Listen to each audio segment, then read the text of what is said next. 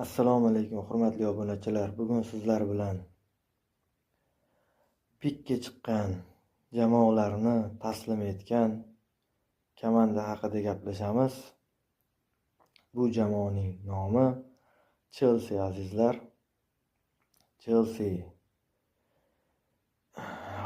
2011-yil Barselona Chempionlar Ligasini yutadi va 2012-yil yarim finalda Chelsea bilan to'qnash keladi va Chelsea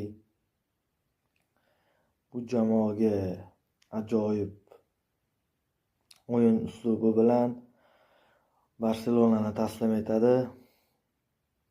So'nggi daqiqalarda javob uchrashuvida so'nggi daqiqalarda Ferran Torresning urgan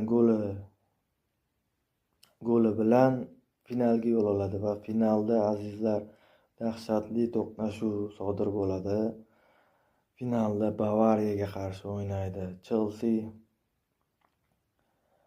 va shturm hujumlar bilan birgalikda yopiq o'yin bo'ladi va o'yinning adashmasam 82-minutida Thomas Müller hisobni ochadi va 88-minutda Didier Drogba bosh bilan hisobni tenglashtiradi va ekstra taymlarda xavfli